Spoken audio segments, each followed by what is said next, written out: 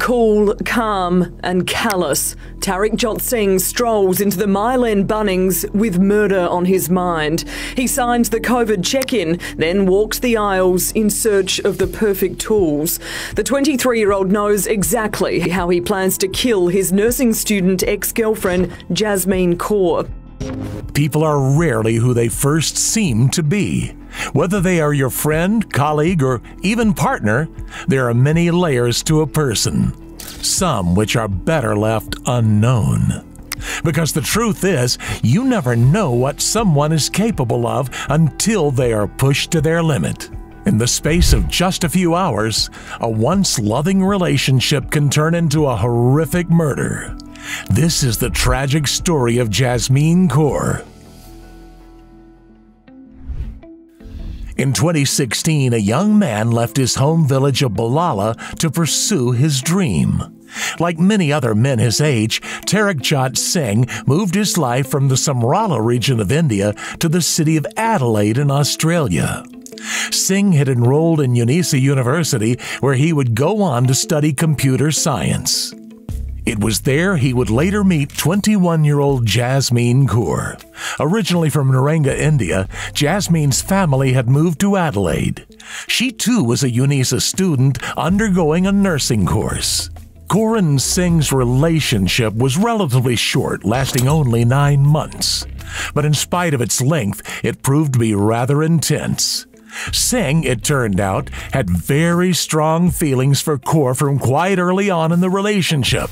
Perhaps his feelings were too strong. Kaur did not reciprocate these feelings, however, and as time went on, began to notice some increasingly concerning behaviors manifesting in Singh. He had become very controlling and possessive, desiring to know everyone Jasmeen conversed with or saw.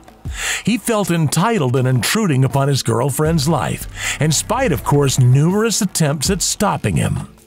She endured his behavior for a while until she just couldn't take any more.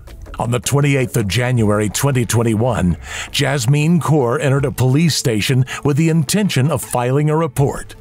She was clearly distraught. In an act of courage, she decided to provide a statement to the police informing them about Singh's obsessive behavior. In a direct quote, Kaur stated, "He was over-possessive and wanted to control who I spent time with."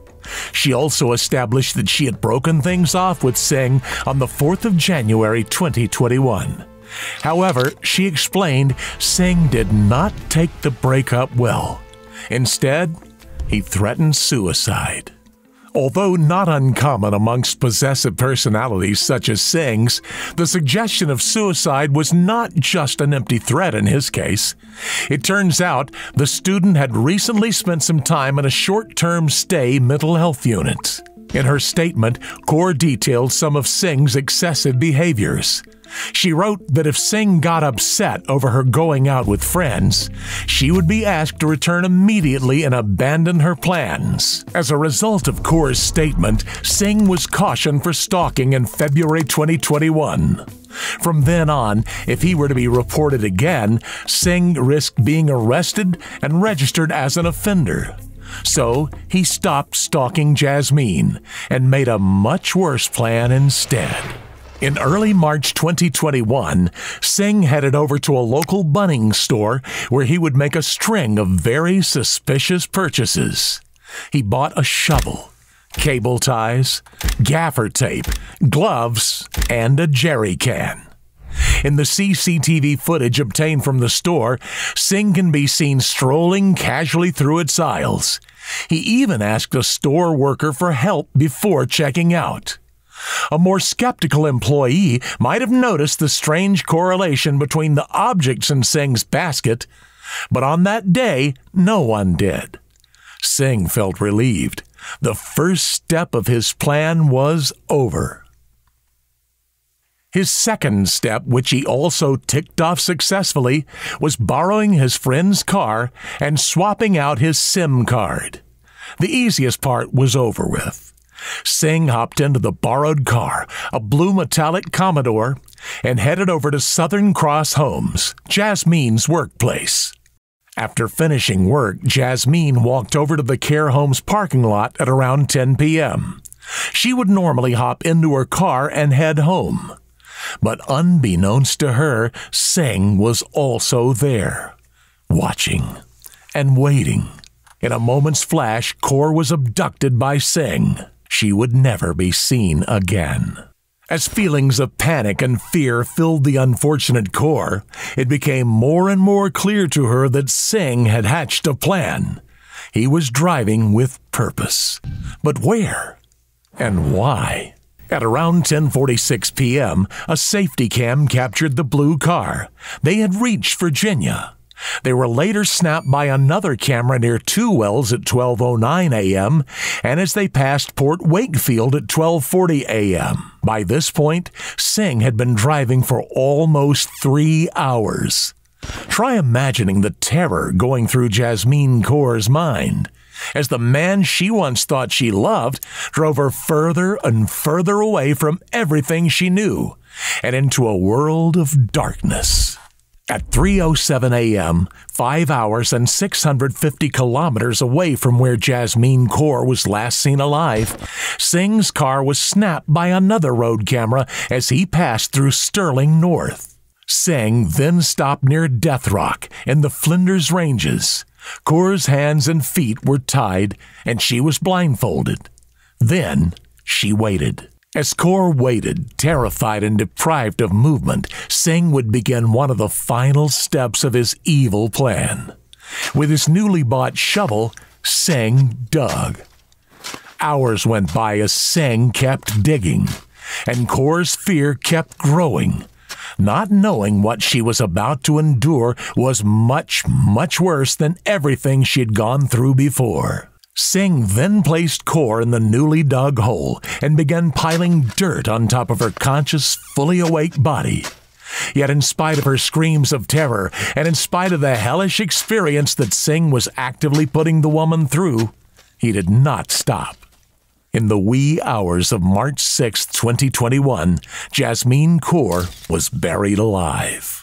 After completing his grisly plan, Singh dumped Kaur's belongings, along with cable ties, tape, gloves, and a balaclava nearby. Singh's car was snapped by a camera as it passed the other way, almost 12 hours after the first photo was taken on the 6th of March at 2:27 p.m. If you take out travelling time, that leaves about 8 hours to bury Jasmeen and a considerable amount of time unaccounted for. In Adelaide, Kaur's family became concerned over her not attending work that day.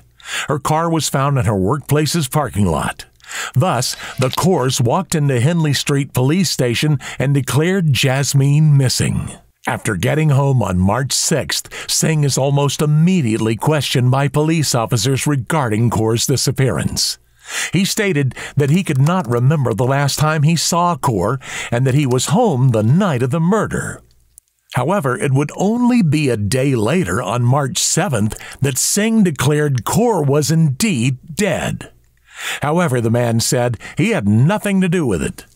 Singh told law enforcement officers that Kaur had taken her own life and that he had been the one to find her.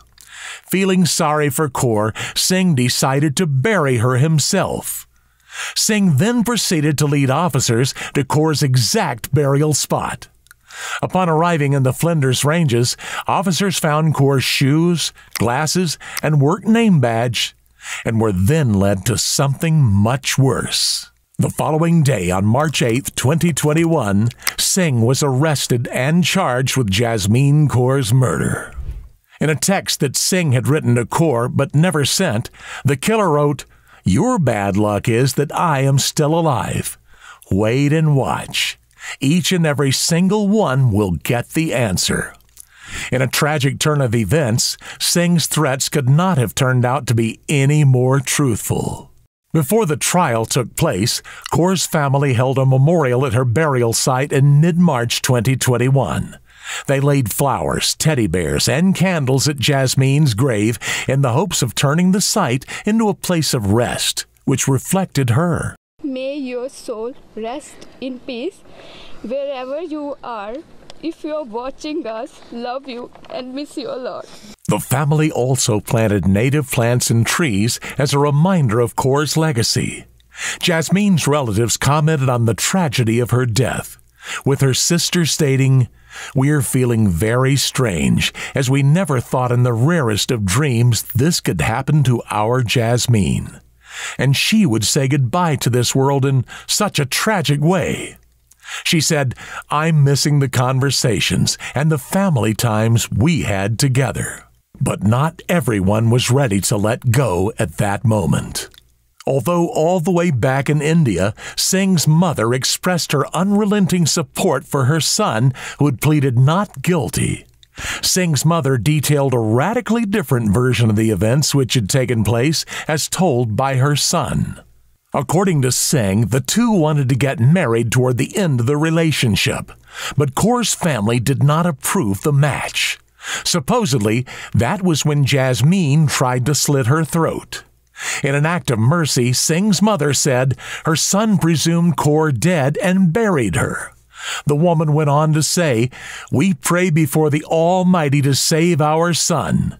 The only mistake he did was of burying the girl, and that he did so in too depressed state of mind." Had the girl's family members agreed to their marriage, both had been tied in a happy relationship, and the end would not have been so horrific. Singh initially pleaded not guilty of Jasmeen Kaur's murder, maintaining that he had only buried her already dead body. However, as autopsy results revealed, that had not been the case.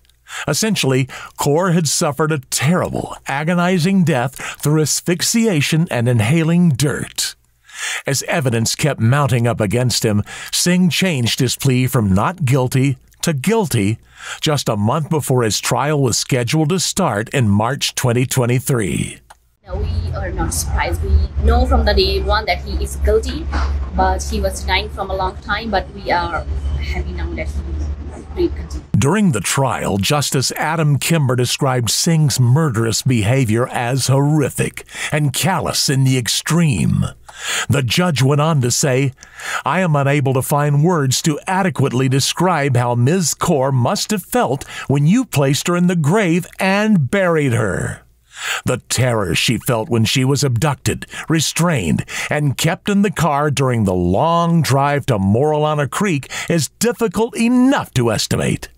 I cannot describe the terror Ms. Kaur must have been experiencing when she realized you were burying her alive." Although Singh did not divulge details of exactly how he went about abducting and burying Kaur, the court felt that the evidence, along with Singh's guilty plea, were sufficient for sentencing. Moreover, Justice Kimber stated that the evidence showed that Kaur had clearly endured extreme suffering during the lengthy car trip from Adelaide to Flinders Ranges. It turned out that during the drive itself, Kaur was bound and gagged, unable to see or where she was or understand where she was going. The drive must have taken several hours. Throughout that trip, Ms. Kaur must have been terrified. "You cannot have cared," Justice Kimber said. "You dug a grave and you buried her while she was still alive." According to Kimber, Singh had been methodical, showing clear intent in his actions. There was time for reflection. There was time to depart from the plan. You killed Ms. Kaur in order to punish her for not wanting to be in a relationship with you and for going to the police. The mandatory sentence for murder in Australia is life imprisonment. As a result, Singh was sentenced to almost 23 years in prison without the possibility of parole, and will probably end up spending his entire life locked up. It is also believed that Singh is likely to soon be deported back to his home country of India. Following the trial, Jasmeen Kaur's mother, Rashpal Kaur, made this emotional statement. "Today I do not feel happy. I wish that I was not giving this statement and that Jasmeen was still alive here by my side." She said, "I talk to her every day. We say goodnight to our children, don't we? So I always say goodnight to my daughter." Justice has prevailed, and I cannot begin to express our relief. We welcome the sentence given. But what I can say is that my family and I have already started our life sentence, having to spend the rest of our lives without Jasmeen. What do you think of this tragic story? Do you think Tarikjot Singh was mentally ill? Let us know your opinion in the comments section below. At The Decoder, we gather evidence from reliable sources to bring you the truth about true crime. Your support is what keeps us going, so make sure you hit the like and subscribe buttons on your way out. And also, don't forget to click the notification bell to not miss any of our uploads. Until next time, stay safe and take care, and we'll see you soon on The Decoder.